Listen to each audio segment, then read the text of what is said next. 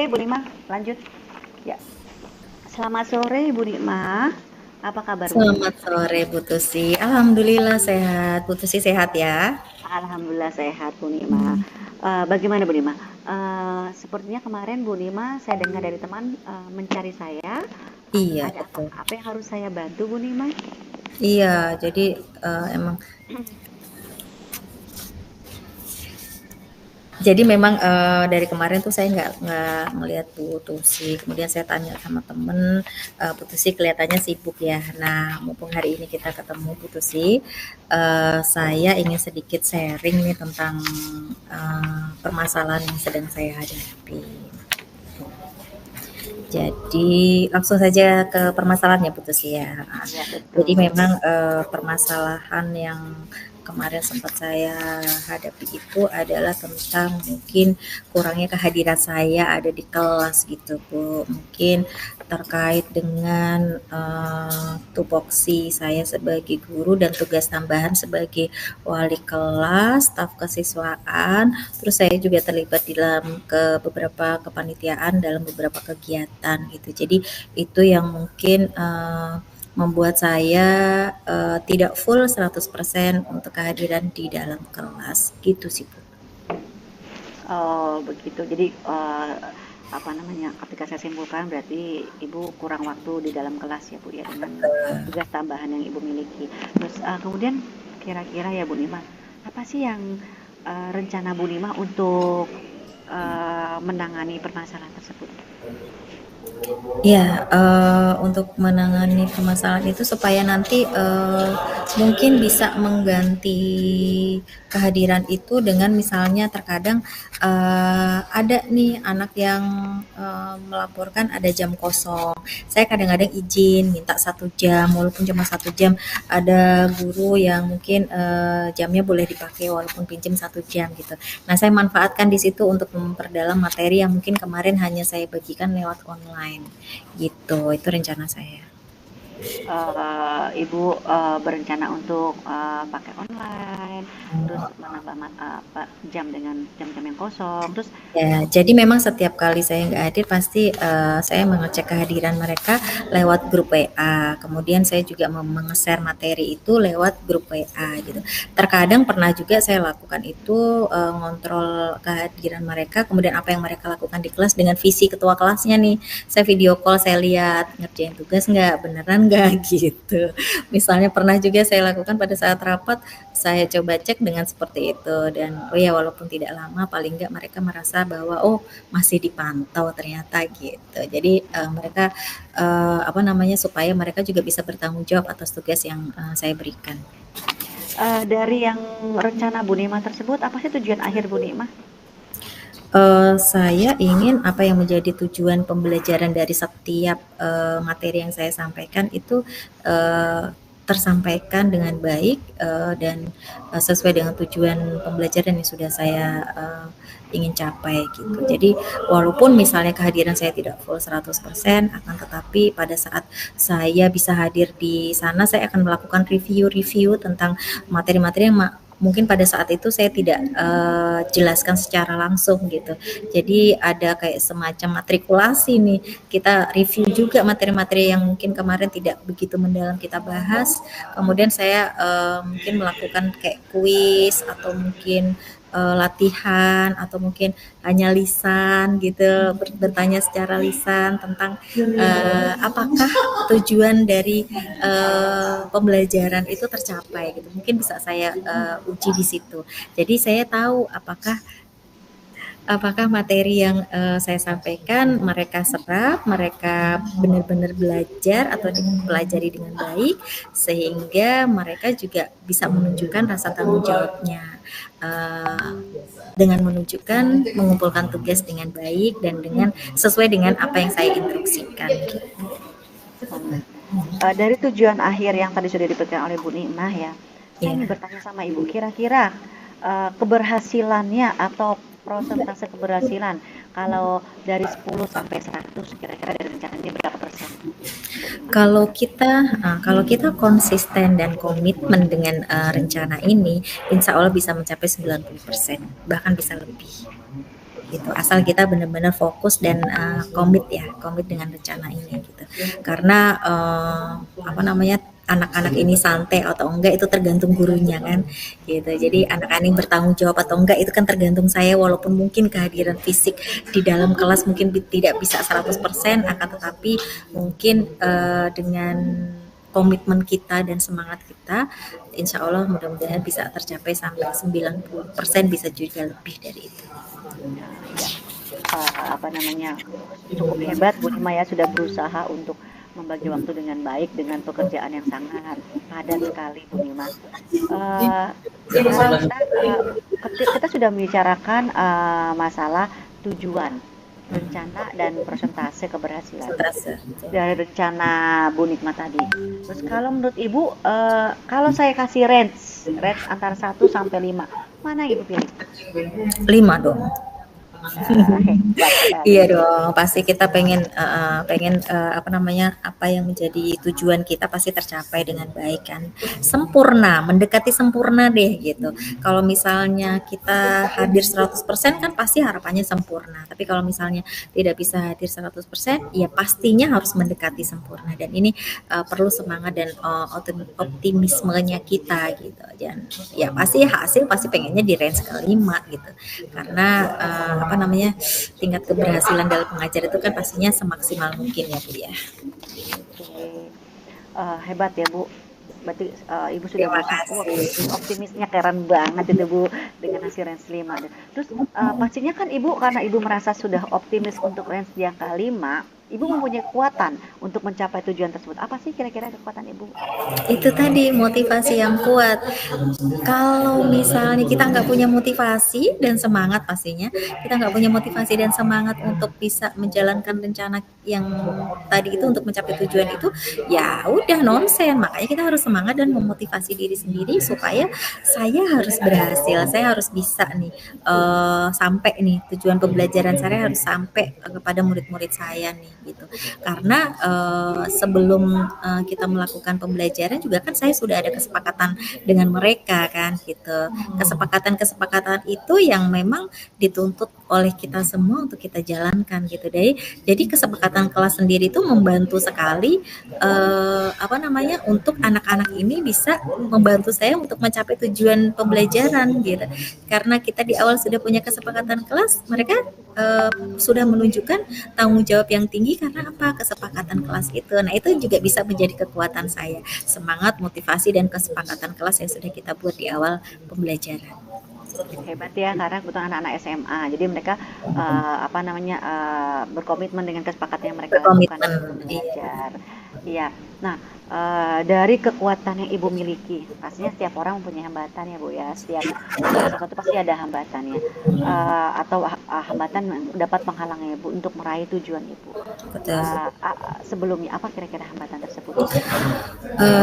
Itu terkadang apa namanya, pada saat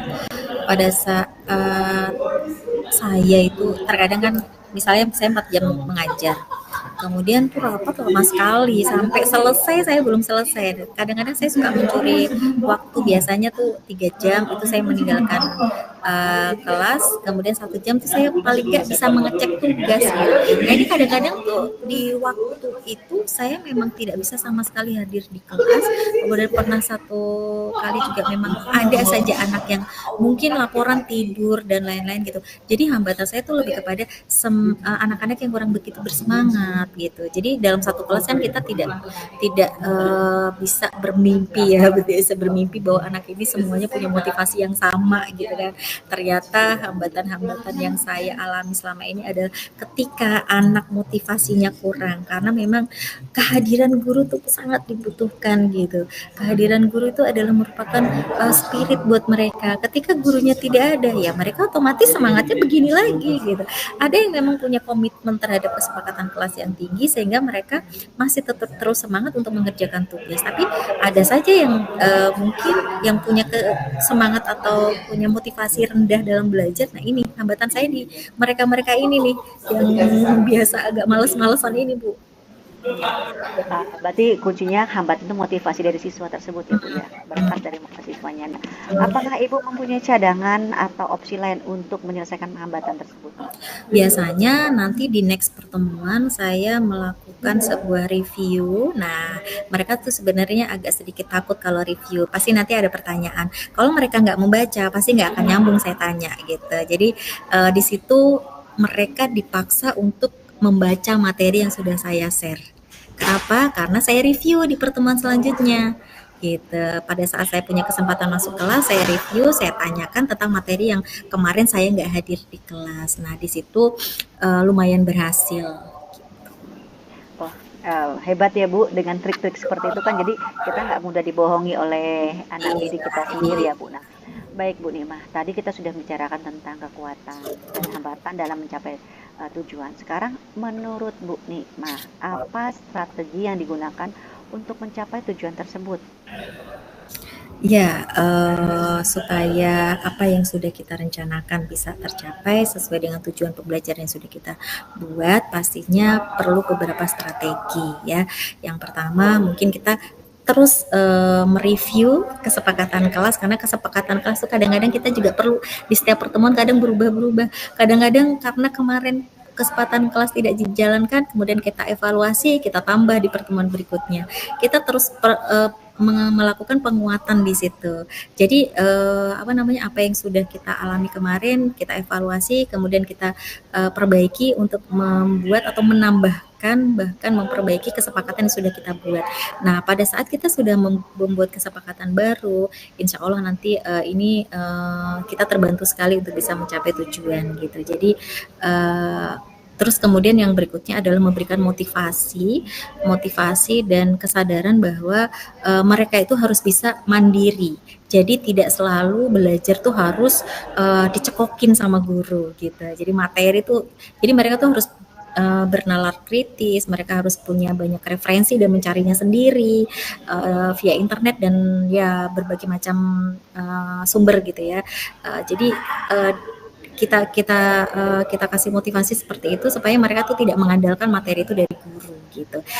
Jadi walaupun misalnya guru tidak hadir di kelas, mereka bisa mengeksplor. Kemudian saya tekankan kepada anak-anak yang mungkin punya kemampuan yang lebih dibanding temannya, saya sarankan mereka untuk menjadi tutor sebaya. Artinya ini adalah masuk dalam sebuah kesepakatan kelas, help each other. Jadi harus saling menolong. Anak yang punya kemampuan jangan pelit. Jadi harus bisa membantu temannya yang mempunyai kekurangan dalam memahami sebuah pelajaran. Jadi saya tekankan mereka saling bantu ya. Kalau emang kamu bisa materi ini, tolong temennya nanti kalau ada yang tanya, kamu jelasin gitu. Jadi kalau nanti misalnya nggak bisa juga, nanti kalau saat saya hadir, insya Allah saya akan bantu untuk menjelaskan gitu. Jadi itu adalah strategi-strategi yang sudah saya rencanakan. Oh, hebat sekali Bu Nima. Eh, karena itu yang tutor sejawat yang saya tekankan dengan murid saya juga ya Bu Nima, karena Iya, itu hebat, karena tutor sejawat itu ibaratnya kalau di tingkat kampus kan asisten dosen ya Bu. dosen. Iya, betul. Siswa tidak menggurui tapi memberikan Iya, dan ini informasi, juga bisa membantu meningkatkan informasi. rasa percaya diri mereka. Iya betul, mengasah kemampuan mereka dan bahkan memotivasi mereka untuk saya mau jadi tutor sejawat seperti itu. Betul. Nah, itu udah sangat hebat Bu Nima dengan pelaksanaan seperti itu.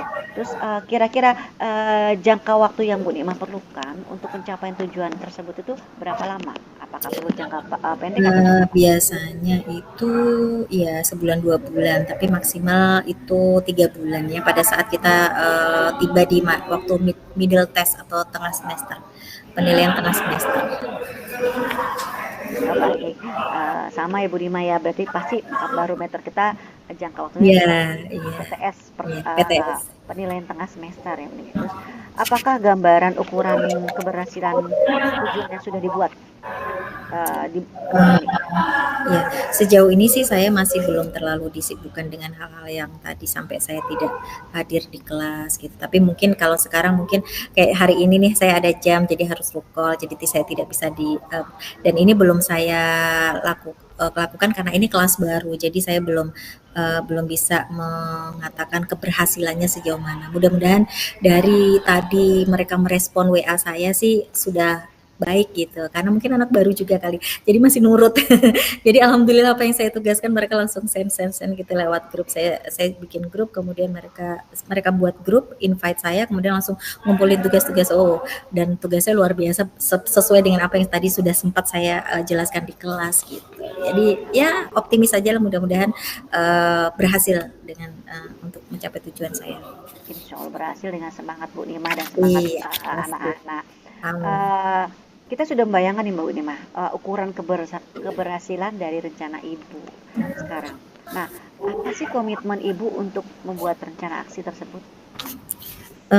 Komitmen ya, pastinya, eee, kita akan terus adakan sebuah evaluasi dan refleksi, bersama dengan peserta didik kita, dan kita, akan terus lakukan itu di setiap pertemuannya gitu.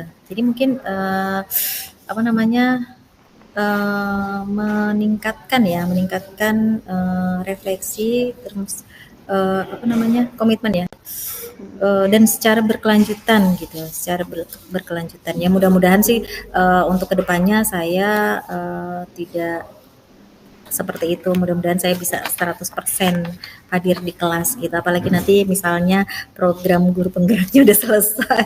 Insya Allah. Amin, Oke. amin, amin, amin. Mudah-mudahan bisa terlaksana Ibu Nikma ya Amin, dengan amin. komitmen. Nah, terus siapa dan apa yang membuat Bu Nikma bisa bertahan dengan komitmen tersebut?